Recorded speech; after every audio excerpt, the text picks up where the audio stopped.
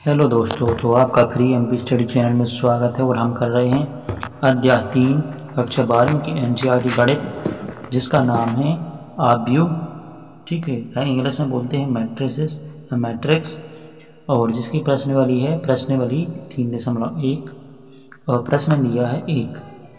तो प्रश्न क्या है कि आव्यूह ये कहलाता है आव्यूह, ठीक है, जो कि रो और कॉलम के फॉर्म में दिया जाता है। ठीक है, और ये होती हैं उसकी अवयव, जैसे कि इसकी अवयव हैं ये सभी क्या हैं, इस आव्यूह के अवयव के लिए हमें ज्ञात कीजिए क्या आव्यूह की कोटि ज्ञात करनी है, दूसरे में अवयवों की संख्या ज्ञात करनी है, तीसरे में दिया है आव्यूह A13, A21, A33, A24 और A23।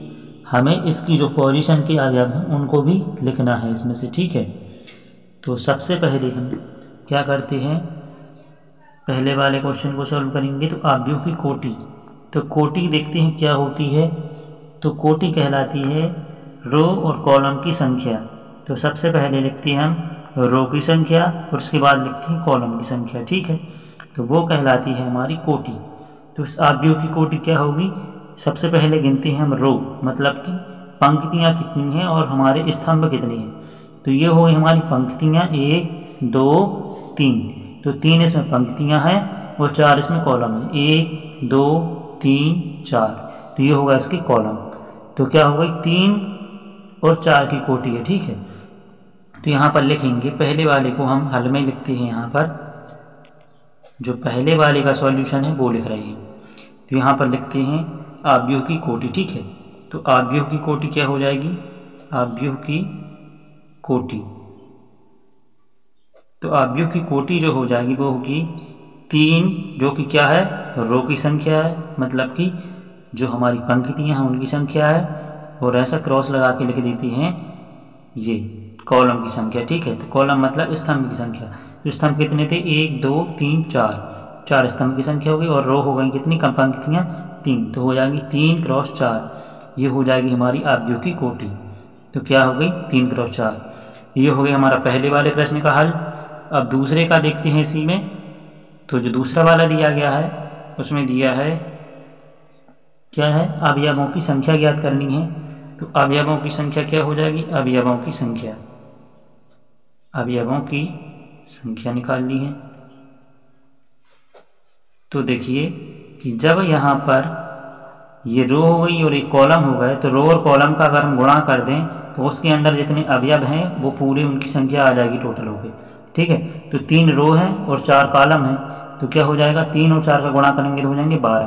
तो 12 ऐसे के अवयव हो जाएंगे। ठीक है, तो ये होते हैं उनके अवयव। देखिए 1 2 3 4 5 6 7 8 9 10 11 12। तो 12 क्या होगा इसकी अवयव। चूँकि क्या है कोटि है 3 × 4, तो कितना हो जाता है 12। तो कितनी हो गई अवयवों की संख्या हो गई 12। ठीक है, तो ये हो जाएगी हमारी अवयवों की संख्या। अब इसके बाद आती है क्या, तीसरा वाला प्रश्न है उसी का, आव्यूह A13, A21, A33, A24 और A23। हमें जो इसकी पोजीशन पे नंबर हैं अवयव हैं उनका मतलब कि मान निकालना होगा। ठीक है, वो अवयव कौन कौन से। तो यहाँ पर हम लिखते हैं क्या, तीसरे वाले प्रश्न में जो दिया है आव्यूह।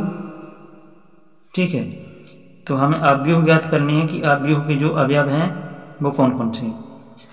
तो यहाँ पर हम सबसे पहले क्या करेंगे कि यहाँ पर आव्यूह लिखते हैं जो हमें दिया गया था। तो ये लिखा हमने वो पूरा आव्यूह। तो हमारे लिए दिया गया था प्रश्न में 2 5 19 मान इसका 2 35। ठीक है, पूरा आव्यूह उतार लेते हैं, 2 5/2 12, और क्या है करणी 3 और 1। ठीक है, और इसके बाद है -5, फिर है 17। तो -5, ये -5 हो गया, ये हो गया 17। और इसका जो कंपैरिजन है वो किससे करेंगे हम, यहाँ पर हमने लिख दिए, जो हमारे लिए आपको दिया था वो हमने लिखा, और बराबर में इसके बराबर में हम लिखेंगे ये जो है हमारा क्या बताता है अवयव को। ठीक है, तो कितने अवयव है इसमें 12। तो ये 3 × 4 का है। ठीक है, ये 3 × 4 कोटि बताता है कि 3 इसमें क्या है हमारी रो है और ये 4 कॉलम है, मतलब पंक्ति है ये 3 और रो हो गई हमारी, जो कॉलम है वो होगा 4। तो यहाँ पर हमारे इसी प्रकार से आ जाएंगे। तो जो पहला नंबर है वो हमारा क्या होता है, रो को बताता है। कौन सी रो में है हम, पहली रो में और पहले कॉलम में, ठीक है। तो पहली रो और पहली कॉलम हो जाएगा। फिर इसी प्रकार से आ जाएगा क्या, ये क्या हो जाएगा, दूसरी रो हो जाएगी और ये पहला कॉलम है, ठीक है। ये तीसरी पंक्ति हो जाएगी, वो पहला कॉलम हो जाएगा। इस प्रकार से हम इनको रिप्रेजेंट करते हैं। इसी प्रकार से हो जाएगा 12, ये हो जाएगा 13, क्योंकि क्या है, पहली रो है और दूसरे कॉलम है, पहली रो है और तीसरा कॉलम है, और ये पहली रो है और चौथा कॉलम है। तो इसी प्रकार से इसका हो जाएगा 22, ये हो जाएगा 23 और ये हो जाएगा 24, ठीक है। और ये हो जाएगा हमारा 32 और ये हो जाएगा 33 और ये हो जाएगा हमारा 34। तो इस प्रकार से क्या होगा, दोनों अवयव हमने लिख लिए, ठीक है। अब इनकी क्या करते हैं, तुलना। तो तुलना करने पर, तो तुलना करेंगे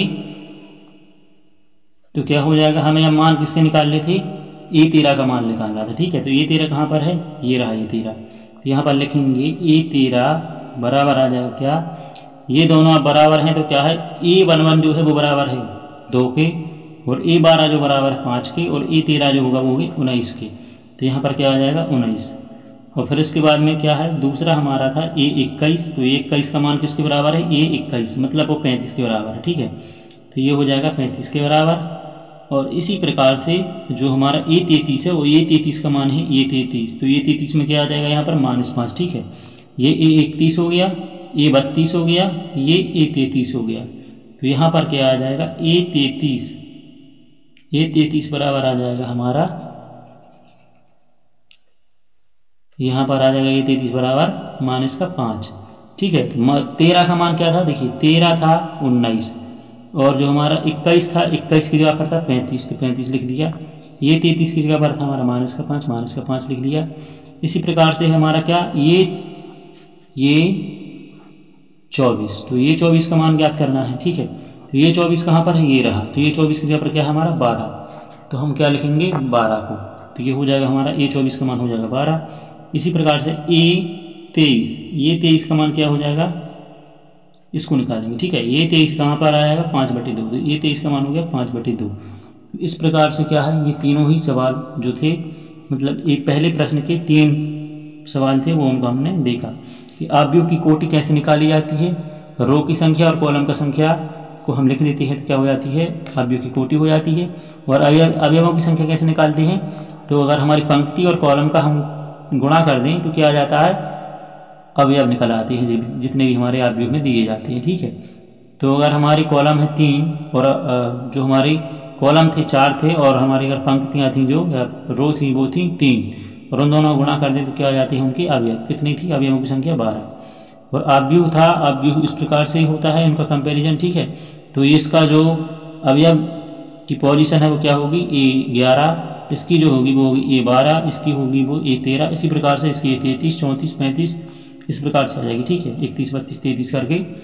तो आशा करते हैं जो इस वीडियो में हमने देखा कि कोटि कैसे निकालते हैं, अवयवों की संख्या को कैसे निकालते हैं और अवयव की तुलना कैसे करते हैं, ठीक है। तो आशा करते हैं कि जो वीडियो का एक्सप्लेनेशन है वो आपको समझ में आया होगा। So thanks for watching and subscribe my YouTube channel free MP study.